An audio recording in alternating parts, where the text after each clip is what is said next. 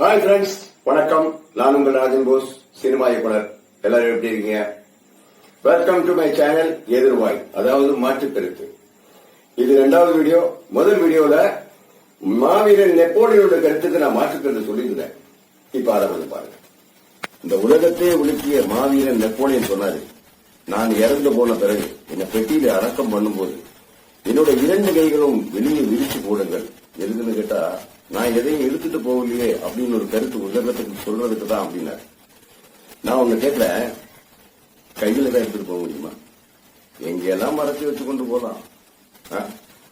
ஆனா நான் இந்த உலகத்தை விட்டு போகும்போது கண்டிப்பா ஒரு சிலர் எடுத்துட்டு தான் போவேன். நீ எங்க வச்சு கொண்டு போவ? அந்த கேள்வி கேட்டது யாரும் தெரியுமா? காட், கடவுள். அது வந்து இமேஜினேஷன். காட் அப்பப்ப என்னோட வாழ்க்கையில கிராஸ் பண்ணி கேள்விதான் கேட்கிறாரு. ஆனா நான் கேட்ட எந்த கேள்விக்குமே அவர் இதுவரைக்கும் எந்த பதிலும் சொல்லல.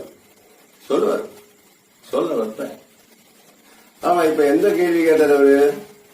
நீ எங்க வச்சு கொண்டு போவேன்னு கேட்டாரு. அதுக்கு பதில் நான் சொல்லித்தானே ஆகணும்.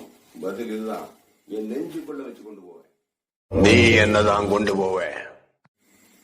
கொண்டு போவேன் மக்களின் அன்பு, பாசம், பேர், புகழ், இது எல்லாத்தையும் எடுத்துட்டு போவேன்.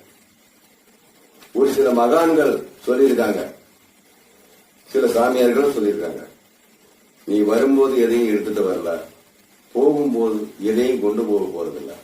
மாற்றுக்கருத்து.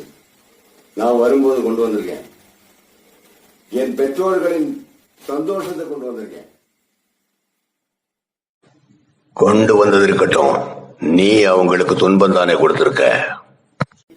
உன் மைண்ட் வாய்ஸ் எனக்கு புரியுது, அதெல்லாம் ஒரு பக்கம் இருக்கட்டும். ஹாய் ஃப்ரெண்ட்ஸ், இப்ப நம்ம கொஞ்சம் காமெடியா பேசலாமா? என்னடா சீரியஸா பேசிட்டு இருக்கும்போது காமெடி பண்ற? நீ மட்டும் அப்பப்ப காமெடி பண்ணுவ, நான் பண்ணக்கூடாதா? நான் என்னடா பண்ண? மனிதனை ஊனமா படைக்கிறது, திருநங்கைகளை படைக்கிறது, நிலநடுக்கம், சுனாமி, கொரோனா மாதிரி கொடுமைகளை உருவாக்கி மக்களின் வாழ்க்கையில விளையாடுவது உனக்கு வேணும்னா காமெடியா இருக்கலாம். ஆனா எங்களுக்கு அது சீரியஸ். என் வாழ்க்கையில ஒரே ஒரு காமெடி தான் நான் பண்ணியிருக்கேன், மனிதனை படைத்தது. இப்போ ஒத்துக்கிட்டல, கொஞ்ச நேரம் அமைதியா. இப்ப நான் கொஞ்சம் காமெடி பண்றோம். ஹாய் ஃப்ரெண்ட்ஸ், ஒரு சின்ன கேள்வி. பூமி ஏன் சுத்துது? பூமி உருவான காலத்துல இருந்தே சுத்திக்கிட்டு இருக்குன்னு விஞ்ஞானிகள் சொல்லியிருக்காங்க. மாற்று கருத்து. நான் சொல்றேன், போதை தான் காரணம். பூமியில மனிதர்கள் எங்கெல்லாம் இருக்காங்களோ அங்கெல்லாம் மப்பு இருக்கு. ஒரு நாள் மட்டும் யாருமே சரக்கடிக்காம இருந்தா அன்னைக்கு ஒரு நாள் பூமி சுத்தாது.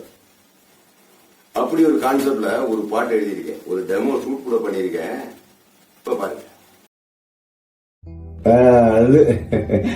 பாண்டி, தண்ணி அடிச்சா தலை சுத்துமா பூமி சுத்துமா? தலை தான் சுத்தம். ஏய் உலகாத, சும்மா பூமி தான் சுத்தும். தண்ணி அடிச்சாதா பூமி சுத்துமடா, தன்னம் தனியானே கண்டுபிடிச்சேனடா.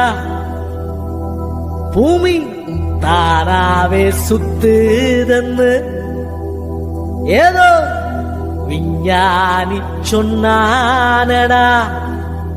அவன் போதைய போட்டுதான் ஆராய்ச்சி செஞ்சானடா. ஆமா, பெரிய கண்டுபிடிப்பு.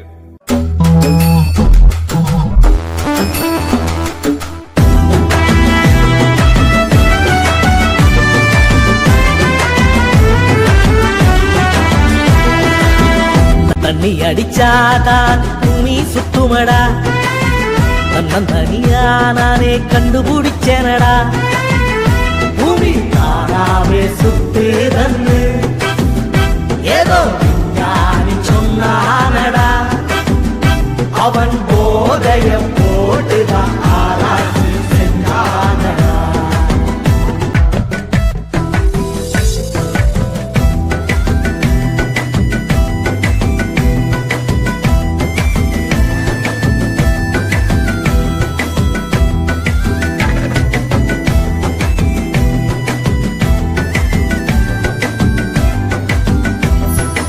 நிறுத்துங்கடா. ஏண்டா நீங்க தண்ணி அடிச்சா பூமி சுத்துமா? பூமி சுத்தணும்னா பூமிக்கு மப்ப ஏறணும்ல. அதை எப்படி ஏறும்? ஏறணும்டா. காலம் காலமா கள்ள சாராயம் காய்ச்சறவாங்க, காவல்துறைக்கு பயந்து பூமிக்குள் போதைக்கிறாங்க. ஊரல் உறிஞ்சி மண்ணுக்குள் மம்பு கலந்திடிச்சா, பூமிக்கும் போதையறிச்சா பூமி என்ன செய்யும் சொல்லும் மச்சான். பூமிக்கும் போதையறிச்சா பூமி என்ன செய்யும் சொல்லும் மச்சான். பூமி தனியா சுத்த ஆரம்பிச்சா கூட நிலவையும் தான் சுத்த வச்சா. பூமி தனியா சுத்த ஆரம்பிச்சா கூட நிலவையும் தான் சுத்த வச்சா.